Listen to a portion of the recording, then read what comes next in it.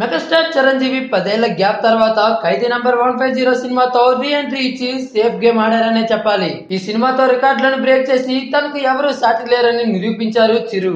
మరి తర్వాత తన 151వ చిత్రంగా ఉయ్యాలవాడ నరసింహారెడ్డి మూవీని అనౌన్స్ చేశారు మెగాస్టార్.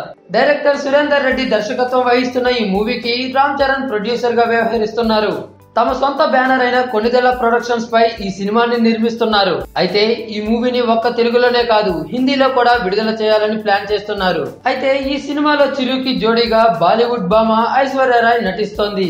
ఇదిలా ఉంటే ఉయ్యాలవాడ కోసం పెద్ద పెద్ద స్టార్లు పనిచేస్తున్నట్లు రోజుకో వార్త వినబడుతోంది. బాహుబలిలో బల్లాల దేవుడి క్యారెక్టర్ లో నటించి అందరినీ మెప్పించిన దగ్గుబాటి రానా ఈ మూవీలో ఒక ప్రముఖ పాత్రను పోషిస్తున్నాడు.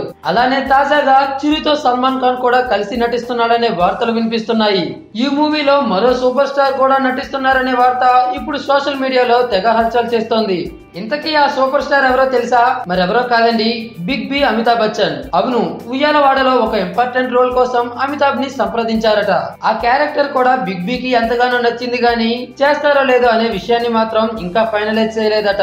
అమితాబ్ బచ్చన్ చిరుతో నటించాలని చాలా కాలంగా అనుకున్నారు. మరి అది ఈ మూవీతో నెరవేరుతుందో లేదో వేచి చూడాల్సిందే. ఇక ఈ మూవీలో బిగ్ బి, ఐశ్వర్య రాయ్, సల్మాన్ ఖాన్ లు నటిస్తే మాత్రం చిరంజీవి నుండి పెద్ద మల్టీ స్టారర్ మూవీనే రాబోతుందనే చెప్పాలి.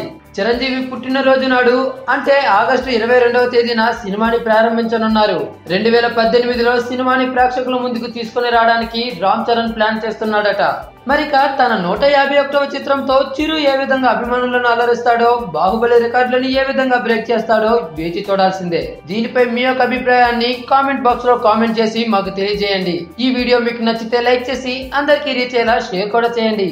అలానే ఎప్పటికప్పుడు ఇలాంటి సరికొత్త సినిమా విశేషాలను మీకు అందించే మా ఛానల్ ను సబ్స్క్రైబ్ చేసుకుని పక్కనే ఉన్న గంట సింబల్ ను క్లిక్ చేయండి.